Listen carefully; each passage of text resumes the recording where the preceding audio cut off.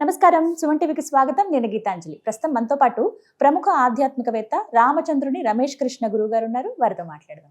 గురుగారు నమస్కారం అండి. నమస్కారం అండి. మీరు వచ్చారంటే ఎన్నో అమూల్యమైన విషయాలు చెప్తారని తెలుసు. అయితే ఇంకా ఏం మాట్లాడుకుంటాం, ఏడుకొండల వాడి గురించే. తిరుమల భూలోక వైకుంఠం ఒక అద్భుత ప్రదేశం. జీవితంలో ఒకసారైనా అనుభూతి ఏది, ఎందుకంటే ఎన్నిసార్లు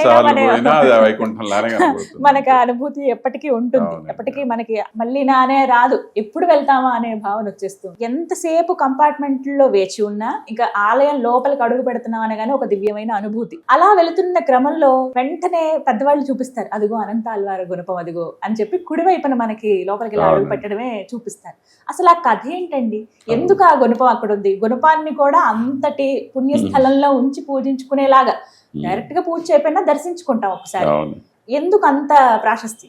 అలా ఆయన ఎవరో వాడిన ఒక గుణపాన్ని మనం అక్కడ పెట్టాము అని అంటే ఆయన ఎంత మహానుభావుడో ముందు మనం అర్థం చేసుకోవాలి కదా. ఆయన అనంతాళ్వారు గారు శ్రీరంగం నుంచి తిరుమలకి వచ్చినటువంటి మహానుభావుడు. వారి గురువు గారు అయినటువంటి రామానుజాచార్యులు వారు ఆ సమయంలో శ్రీరంగంలో వారు ఉంటూ ఉంటే ఇక్కడ శ్రీరంగానికి భోగమండపం అని చెప్పి పేరు. అంటే స్వామికి అన్ని రకాలైనటువంటి వైభోగాలన్నీ కూడా అక్కడ చాలా అద్భుతంగా జరుగుతాయి. అలానే తిరుమలకి ఏమో పుష్పమండపం అని పేరు. అంటే స్వామికి బాగా గొప్పగా పుష్ప కైంకర్యం అద్భుతంగా జరుగుతూ ఉంటుందని దీనికి పుష్పమండపం అని పేరు. అలానే కాంచీపురానికేమో త్యాగ మండపం అని పేరు. మేల్కోటకేమో జ్ఞాన మండపం అని పేరు. 4 బాగా ప్రసిద్ధి చెందినటువంటి ప్రాంతాలు అన్నమాట. మరి ఈ పేరేమో పుష్పమండపము, కానీ అలాంటి పుష్పమండపంలో అంత గొప్పగా పుష్ప కైంకర్యం ఏమి జరగట్లేదు అని రామానుజాచార్యుల వారికి కొద్దిగా దిగులుగా ఉంది అన్నమాట. అందుకని మీరు ఎవరన్నా తిరుమలకి వెళ్ళి స్వామికి చక్కగా సేవ చేసేవాళ్ళు ఉన్నారా అని చెప్పి అడిగారు. అడిగితే ఎవరు రెడీగా లేరు. అప్పుడు ఈయన అనంతాళ్వారు గారు నేను వెళ్ళి నిరంతరం అక్కడ సేవ చేస్తాను అని చెప్పి అన్నారు. మనం అంటే మీరు లోపలికి వెళ్ళినప్పుడు మీకు ఎడం వైపున అక్కడ మీకు తిరుమల నంబి గారు తిరుమల నంబి గారు స్వామికి తీర్థ కైంకర్యం చేసేవారు. అంటే రోజు ఆకాశగంగ దగ్గర నుంచి తీర్థం తీసుకొచ్చి స్వామికి అభిషేకానికి వినియోగించేవారు అనమాట. ఇది చేస్తున్నారు కదా, అట్లానే ఇంకెవరన్నా కూడా పుష్ప కైంకర్యం చేస్తే బాగుంటుంది అని చెప్పి వీరు నేను వెళ్తాను, నేను చేస్తాను అని చెప్పి అన్నారు. అని అప్పటి నుంచి ఇంకా తన భార్యతో పాటు కలిసి వచ్చేసి తిరుమలలోనే నివాసం ఉండటం మొదలెట్టారనమాట ఆయన. ఉంటే అప్పుడు తన గురువు గారు అయినటువంటి యామునాచార్యుల వారి పేరు మీద లోపల ఒక మండపం నిర్మాణం చేశారు, పుష్ప అన్ని ఉంచటానికి అనమాట. దాని పేరు యామునైతురై అని చెప్పి, యామునోత్తరై అని చెప్పి దానికి పేరు. దాని పుష్ప అరా అని చెప్పి అంటాం ఇప్పటికి కూడా. లోపల సంపంగి ప్రాకారం అని ఉంటుంది. ఆ సంపంగి ప్రాకారంలో ఇప్పటికి కూడా ఉన్నది అది. అయితే అక్కడ రోజు ఆ పుష్పాలు అవి ఎక్కడెక్కడ అంటే అక్కడ వాళ్ళందరినీ కనుక్కొని తిరుమలలో ఎక్కడ మంచి మంచి పుష్పాలు దొరుకుతాయి ఇవన్నీ విషయం సేకరించారు ఆయన. అక్కడ ఉండేటువంటి పుష్పాలన్నీ తీసుకొచ్చి స్వామికి కైంకర్యం చేస్తున్నారు. కానీ ఇక్కడ పుష్పాలంటే సరిగ్గా ఉండొచ్చు ఉండకపోవచ్చు కదా, అందుకని స్వామికే ఒక పుష్కరిణి ఒక ఉద్యానవనం ఉంటే బాగుంటుంది, రోజు అక్కడి నుంచి పూలు తీసుకురావచ్చు అని చెప్పి ఇప్పుడు మన క్యూ కాంప్లెక్స్ ఉంది చూడండి, ఆ క్యూ కాంప్లెక్స్ దగ్గర ఒక గొప్ప ఇది ఒక పుష్కరిణి, ఒక చెరువు తవ్వి అక్కడ ఒక ఉద్యానవనం ఏర్పాటు చేద్దామని చెప్పి అనుకున్నారు. తన రామానుజాచార్యుల వారి పేరు మీద, అంటే ఆయన ప్రోద్బలం చేత కదా ఇక్కడికి వచ్చారు, అందుకని అక్కడ రామానుజ ఉద్యానవనం అని చెప్పి పేరు పెట్టి ఒకటి తయారు చేసి రకరకాల పుష్పజాతులన్నీ కూడా పట్టుకొని వచ్చి అక్కడ పెట్టి పెంచుతున్నారు. మరి దానికి కావాలంటే నీళ్లు కావాలి కదా, ఆ నీళ్ల కోసం అని చెప్పి అక్కడ ఒక పెద్ద చెరువు తవ్వాలని చెప్పి ఇప్పుడు చెరువు ఎవరు తవ్వాలి అంటే నేనే తవ్వుదాం అని నిశ్చయించుకున్నాడు ఆయన. ఇంక ఎవరిని పిలవలేదన్నమాట. పిలవకుండా ఆయన భార్య అప్పుడు బాగా ఆమె గర్భవతిగా ఉన్నారు. పాప ఆమె సహాయం చేసేది. అయితే వీళ్ళిద్దరూ ఇలా ప్రతిరోజు తవ్వుతూ ఉంటే వెంకటేశ్వర స్వామికి చూసి బాగా బాధ కలిగింది.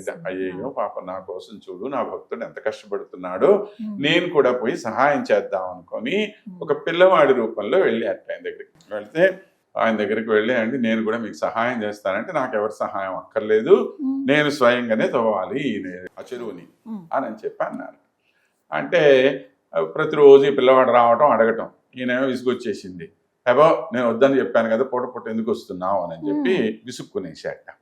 విసుక్కుంటే ఈయన ఏం చేశాడు, ఈ పిల్లవాడు ఒకరోజు ఏం చేశాడు పాపం, అప్పటికి కూడా ఇది కాల, వీళ్ళ ఆవిడ పాపం వేయలేకపోతుంది కదా, అందుకని ఏం చేశాడు, ఈయన తవ్వి, అంటే ఆ గుణపంతో తవ్వేవాడు, తవ్వి ఆ తట్టలో పోసేవాడు మట్టి. వీళ్ళ ఆవిడ వచ్చి ఆ మట్టి నెత్తి మీద పెట్టుకొని బయట పడేసి వచ్చేది అనమాట. అలా జరుగుతుండేది, రోజు కొద్దిగా చేస్తూ ఉన్నారు వాళ్ళు అలాగా. ఈ పిల్లవాడు ఈయన ఇట్లా తవ్వటం, ఆ తట్టలో పోయటం, పటక్కుమని ఇలా తీసుకుపోయి అక్కడ బయట పట్టేసి ఇది వచ్చేసేవాడు ఈ పిల్లవాడు. మళ్ళీ అక్కడ తట్ట ఖాళీగా ఉండేది. అయ్యి అబ్బాయి అంత తొందరగా కట్ట వచ్చిందిరా ఏమే అని అనుకునేవాట. సరే ఏదో రోజు ఆశ్చర్యం వేసి ఇంత తొందరగా ఎలా వస్తున్నది అని చెప్పి వెనక్కి తిరిగి చూసాట. తిరిగి చూస్తే ఈ పిల్లవాడు ఉన్నాడు అక్కడ. అనేసరికి ఏమి నేను వద్దని చెప్తే ఎవడు రమ్మన్నాడు నిన్ను అని అంటే ఆయనకు అందకుండా పరిగెత్తిపోయాడు. నేను వద్దని చెప్పాను కదా, నువ్వు నా దగ్గరికి ఎందుకు వస్తున్నావు అని చెప్పి ఆ చేతిలో ఉండేటువంటి గుణపంతో ఆ పిల్లవాడిని తీసి కొట్టేశాడు. కొట్టేసరికి పాప గడ్డం మీద తగిలి రక్తం వచ్చి ఆ పిల్లవాడు పరిగెత్తాడు, వెళ్ళిపోయాడు. అయిపోయింది. పక్క రోజు ఉదయము అక్కడ దేవస్థానంలోకి వెళ్ళేసరికి ఏమైపోయింది అని అంటే ఆ స్వామి గడ్డంలో నుంచి రక్తం కారుతుంది. రక్తం కారుతూ ఉంటే పూజారులకు అర్థం కాలేదు, ఏంటి అయిపోయింది స్వామికి ఇలా జరిగిపోతుంది అని, మన వల్ల ఏమన్నా అపరాధం జరిగిపోయిందేమో అని అందరూ స్వామి ముందు సాష్టాంగ పడిపోయి స్వామి ఏం అపరాధం జరిగిందో ఏందో అని చెప్పి ప్రార్థన చేస్తున్నారు. అప్పుడు ఈయన వచ్చాడు మామూలు దర్శనానికి. రాగానే చూశాడు ఆయన, ఒరే నేను నిన్న కొట్టినటువంటి పిల్లవాడిని కొట్టాను కదా, వచ్చినటువంటి వాడు సాక్షాత్తు ఈ వెంకటేశ్వరుడే అయి ఉంటాడు, ఎందుకంటే భక్తుల మీద ఇంత ప్రేమ ఇంకెవరికి ఉంటుంది అని చెప్పి అనుకొని అయ్యయ్యో నా వల్ల ఎంత అపచారం జరిగిపోయిందని చెప్పి ఈయన వెళ్ళి సాష్టాంగపడ్డాడు ఆయనకి. అది నా తప్పు క్షమించండి అని అంటే అప్పుడు స్వామి అన్నారట, ఆయన కొట్టినటువంటి దెబ్బకి గుర్తుగా ఇక్కడ రక్తం కారుతోంది కదా, దీని మీద పచ్చకర్పూరం పెట్టండి అన్నాడు. ఈ పచ్చకర్పూరం ఇలానే ఉంచండి, ఉంచితే వచ్చినటువంటి భక్తులు, దర్శనానికి వచ్చిన భక్తులు అడుగుతారు కదా ఎందుకు స్వామి గడ్డం మీద పచ్చకర్పూరం ఉన్నది అని చెప్పి అంటే, అప్పుడు మీరందరూ నా భక్తుడైనటువంటి అనంతాళ్ళ వారి కథ చెప్తారు కదా, అలా అందరి నోట్లో ఈయన పేరు నాంతుంది, అలా ఈయన ఇంత ప్రఖ్యాతి చెందుతాడు, ఆ కథ విని నేను ఆనందపడిపోతాను అని చెప్పి ఈయన చెప్పారట. అందుకోసం అని చెప్పి ఇప్పటికి కూడా స్వామి ఇక్కడ మనకి ఆ చివుకం మీద మనకు కనపడుతూనే ఉంటుంది ఆ పచ్చకర్పూరం ఎప్పుడు కూడాను. అది దాని వెనకాల కథ. అందుకని దానికి గుర్తుగా దాన్ని అట్లాగా ఆ దేవస్థానంలో అలా అని పెట్టారు. దీనివల్ల దీంతో ఆయన కొట్టారు. సరే, ఇంతవరకు బాగానే ఉంది. మండపాన్ని తోటను నిర్మించారు కదా, బ్రహ్మాండమైనటువంటి పూలు అవి అద్భుతంగా, రోజు పుష్పాలు, రకరకాల పుష్పాలు తెచ్చి స్వామి కైంకర్యం చేస్తున్నాడు. వెంకటేశ్వర స్వామి ఆనందపడిపోయాట, అబ్బాయి ఎక్కడి నుంచి వస్తున్నాయా ఇన్ని రకాల పుష్పాలు, ఎక్కడి నుంచి తెస్తున్నాడు చూద్దాము అని చెప్పి ఒకరోజు అమ్మవారితో కలిసి ఇద్దరు తోటకి వెళ్ళారట. తోటకి వెళ్తే చాలా అద్భుతంగా ఉంది తోట, ఎన్ని రకాల పూలు ఎంత చక్కగా ఉంది అని చెప్పి అమ్మవారు ఒక్కొక్కటి తుంచి చూస్తూ ఉందిట. చూసి స్వామి ఇది చూడండి ఎంత అందంగా ఉందో, ఇది చూడండి ఎంత చక్కగా సువాసనగా ఉందో, ఇలా అంటే ఈయన ఇంకా ఆశ్చర్యపోయి చూడు పద్మావతి ఇదెంత బాగుందో, చూడు ఇదెంత బాగుందో అని ఆయన దుంచాక ఇలా ఇద్దరు దుంచారు. తెల్లవారుదాము దాకా అట్లా తిరిగారు. సుప్రభాత సమయానికి మళ్ళీ లోపలికి పోయారు. పక్క రోజు ఈయన వచ్చేసరికి అంతా చిందరవందరగా పూలు పడిపోయాయి. ఓరిని ఆయన ఏమిటిది, ఎక్కడ పూలందరూ ఎవడొచ్చాడో ఏం నాశనం చేశారో అని చెప్పి పాపం బాధపడిపోయేసి ఇక ఆ రోజు నుంచి ఆ దొంగలు ఎవరో పట్టుకోవాలని చెప్పి రోజు కాపలాకి మనుషులు పెట్టాడు. మనుషులకి ఎవరికి కనపడతాడు స్వామి, కనపడ్డా. సరే ఈయనే ఉండటం మొదలెట్టాడు. తర్వాత కానీ ప్రతిరోజు ఇదే జరుగుతోంది. తెల్లారేటప్పటికి పూలన్నీ చంద్రమందరగా పడిపోతున్నాయి. ఏమిటా ఇది, ఏమీ అర్థం కావట్లే ఆయనకి. ఎలా అయినా సరే ఆ దొంగ ఎవరిని పట్టుకునేయాలి నేను అని చెప్పి ఒకరోజు అలానే కాపలాగా వస్తున్నాడు. కాపలాగా వస్తుంటే ఓ 2 మానవాకారాలు లోపల కనపడ్డాయి ఈయనకి. ఈయన మహాభక్తుడు కాబట్టి ఈయన కొద్దిగా దర్శనం కలిగింది, కానీ పూర్తిగా కలరల్లా. మొత్తానికి ఎవరో తిరుగుతున్నారు, భార్యాభర్త జంట ఎవరో చూడటానికి బాగా గొప్పగానే అనిపిస్తున్నారు. పోయి ఇంకా ఆమెను తిట్టడం మొదలెట్టేటి. ఏమమ్మా బుద్ధి ఉందా మీకేమన్నాను, స్వామి కైంకర్యం కోసం చేస్తున్నటువంటి తోట ఇది, ఇలాంటి తోటలో మీరేమిటి ఈమెను తిరగటం, ఏం భార్యాభర్తలు అయితే మాత్రం ఏం బయటకు పోలేరా, ఇంకో చోటకు పోలేరా, ఇంకో చోట మీరు తిరగలేరా, స్వామి కైంకర్యం కోసం పెట్టిన ఇలాగ ఎవరన్నా పాడు చేస్తారా అని చెప్పి, ఏదోనండి మా ఆయన ఇక్కడికి రమ్మంటే నేను వచ్చాను, అందుకే ఆమె తప్పించుకోవడానికి ఆయన మీద పెట్టింది అంటే, ఏమయ్యా నీకు బుద్ధి ఉందా లేదా అని చెప్పి ఆయనకి తరవడం మొదలెట్టాడు. ఈయన మరవడం మొదలెడితే ఈయనకి అందకుండా పరిగెత్తిపోయాడు. అలా దేవస్థానం చుట్టూ తిరిగి పుష్కరిణి దగ్గరికి వచ్చి ఆయన ఎటుపోయాడు, అదృశ్యమైపోయాడు. కనపడలా ఆయనకి.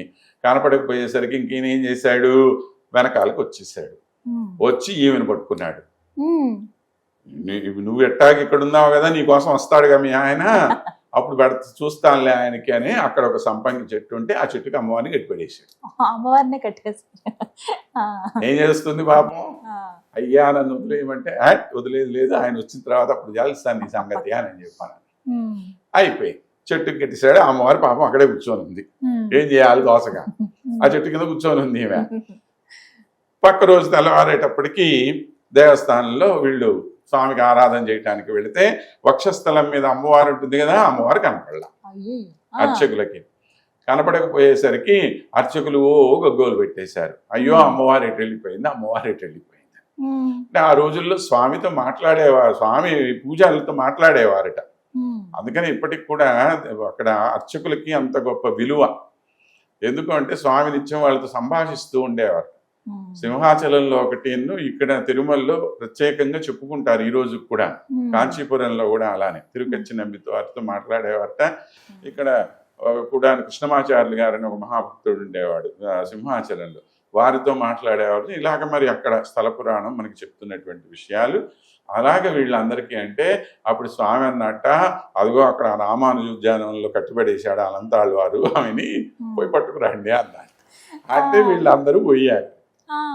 పోయి అనంతాళ్ళ వారిని ఏమని ఉద్దుందా, ఎవరిని కట్టిపడేసావు అనుకుంటున్నావు నువ్వు, సాక్షాత్తు మహాలక్ష్మి ఆమె అనంటే, అయ్యో ఎంత అపచారం జరిగిపోయింది అని చెప్పి అప్పుడు ఈయన ఆమెని వదిలేసి ఒక పెద్ద బుట్ట నిండా పూలు పెట్టి ఆ పూల బుట్టలో అమ్మవారిని కూర్చోబెట్టి దేవస్థానానికి తీసుకొచ్చారు, స్వామి దగ్గరికి తీసుకొచ్చి అమ్మవారికి అప్పగించారట.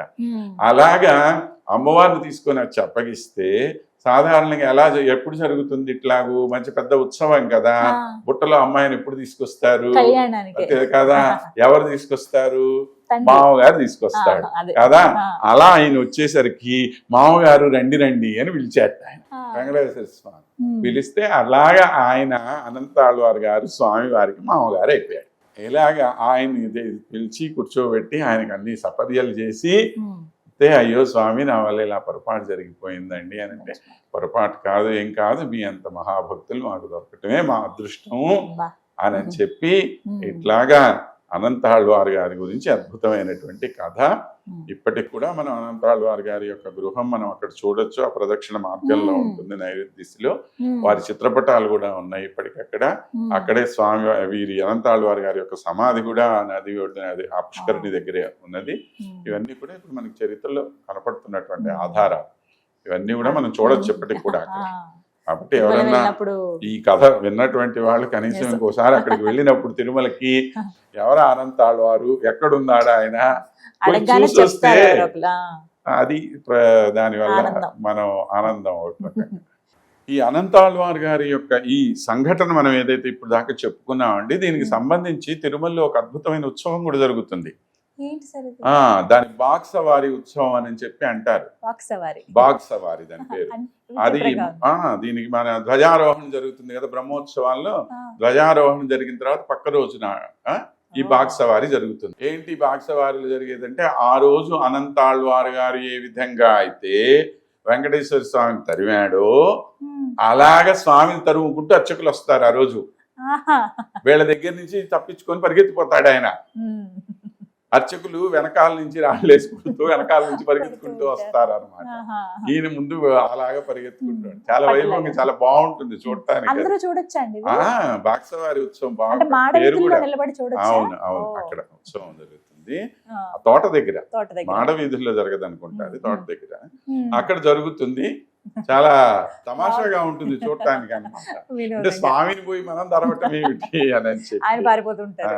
అలాగా అన్నమాచార్యులు వారు కూడా దీని గురించి, ఈ సంఘటన గురించి చాలా అద్భుతమైనటువంటి ఒక సంకీర్తన కూడా రాశారు ఆయన. అచ్చపు వేడుక తోడ అనంతాళ్ళు వారికి ముచ్చిలి వెట్టికి మన్ను మోచిన వాడు అని చెప్పి అలాగా తట్టలో మన్ను తీసుకొని వచ్చాడు ఆయన అనంతాళ్ళ వారి కోసము. ఉమ్. మట్టి కూడా మోసాడు తన భక్తుల కోసం. భక్తుల అంత కోసం. దయాళు అయినటువంటి స్వామి స్వామి. అని కూడా ఉమ్. చెప్తూ ఉంటారు. 84 సంవత్సరాల పాటు స్వామికి సేవ చేసినటువంటి మహానుభావుడు ఆయన. ఓ, అనంతాళ్వారు. అనంతాళ్ళవారు అండి. ఓ. 1034లోనే ఇప్పుడు జన్మించారు ఆయన. ఉమ్. అది 10వ ఎంత శతాబ్దంలో. అదృష్టవంతులు, ఆ. స్వామి అమ్మవారిని ప్రత్యక్షంగా చూడటం. ప్రత్యక్షంగా చూడటము, స్వామికి అంత కైంకర్యం చేసినటువంటి మహానుభావుడు అన్నమాట. ఉమ్. తర్వాత ఆయన ప్రతిరోజు కూడా కిందకి వచ్చి రామాయణం విని పైకి వెళ్ళేవారట ఓ. ఆ రామానుజాచార్యుల వారి దగ్గర. ఉహుం. అలాగ 18 సార్లు విన్నారట. 18 సార్లు. అందుకే మీకు కింద పాదమండపం అని ఒకటి ఉంటుంది, ఉమ్, ఉమ్, ఉమ్. చూసే ఉంటారు. పాదమండపం ఇప్పుడు అని, కూడా అవును. నెత్తి మీద ఆ పాదాలు మోసుకొని ప్రదర్శనలు చేస్తూ ఉంటారు. ఆ. అక్కడికి వచ్చి వీరు రోజు కూర్చొని వినేవారట అక్కడ. కానీ ఎన్నిసార్లు విన్నా ఇంకా ఇంకా వినాలనిపిస్తుంది. ఇలా ఎన్నో లీలలు ఉన్నాయి కదా చాలా ఆయన చేసిన. చాలా చాలా అద్భుతమైనటువంటి చాలా చక్కగా. కథలు ఉమ్. మనకి తిరుమలలో కనపడుతూ ఉంటాయి. చాలా బాగా చెప్పారు సార్. అవును. Thank you. నమస్కారం. నమస్కారం.